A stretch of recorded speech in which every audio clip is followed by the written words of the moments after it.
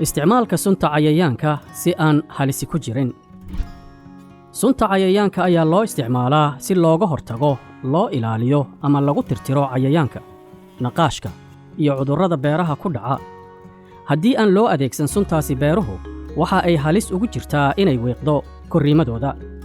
Haddii aan si hagaagsan loo adeegsan sunta cayayaanka ayaa waxyeelladeedu waxa ay ka badan tahay waxtarkeeda. Waxaa had iyo jeer lagama maarmaan ah in si feejignaan ah loo adeegsado marka hore iyo marka dambaba. Sumadda sunta cayayaanka. Mar walba iska hubi in aad akhriso sumadda sunta nooca ku dheggan inta aadan isticmaalin. Waxaad iska eegtaa calaamadda khatarta iyo digniinta ay bixinayso. Tusmada waxa ay sheegaysaa in kiimikadu tahay sun, daxalaysato, holacdo ama ay qaraxdo. Xuduudda muuqaalka ku xeeran waa muhiim. Hareerta dhinaca ku wareegsan hadduu badan yahay, khatartuna waa ay badan tahay. Khatarta caafimaadka. Haddii ay dhacdo in aad taabato, mar kasta la xiriir khabiirka ilaalada sunta ama dhakhtarka. Waa kan qaar ka mid ah inaad xasuusato marka shilka noocaasi oo kale ah uu dhaco. Haddii ay dhacdo in aad liqdo sunta cayayaanka, markiiba si dhaqso ah u tiigso khabiirka ilaalada sunta ama dhakhtar si uu kaagala taliyo daawasiinteeda. Haddii ay jirka ama indhaha ay sunta kaa gasho, si dhaqso ah biyo ugu maydh, qiyaastii 15 ilaa 20 daqiiqadood. Haddii aad aragto qofka qaatay neef sumaysan, u kaxay shakhsigaasi fagaaro hawo qaadasho cusub leh. Haddii aanu neefsan karin, sii neefsashada macmilka ah, iskana ilaali khatarta in aad adiga laftigaada ku sumowdo. Deegaanka.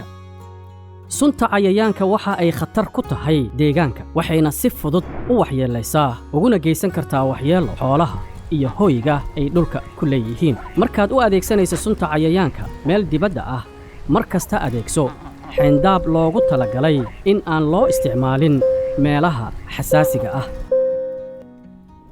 Dharka difaaca sunta. Mar kasta waa inaad si buuxda u xiran tahay dharka loogu talagalay difaaca sunta. Xusuusnow, dhammaan dharka iyo koofiyadda aad u isticmaashayba buufinta sunta u dhaq si ka soocan dharka kale. Adeegsiga sunta cayayaanka.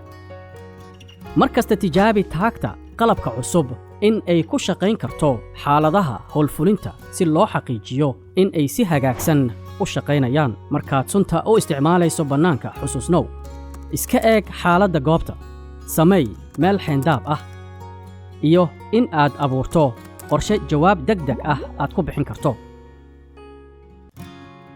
Qubashada.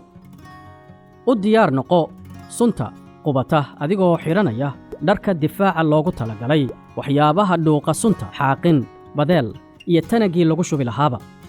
Had iyo jeer calaamadee tanaga ama haanta qashinka, tanaga ama haanta waxyeelooday.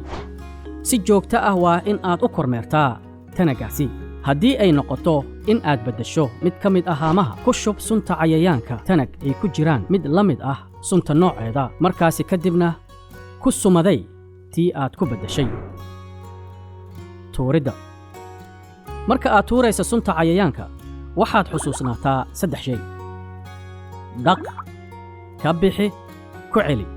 Si isdaba joog ah u dhaq tanagyada faaruqa ah, dabeedna dhaqdhaqa ku shub tanaga la buufiyey.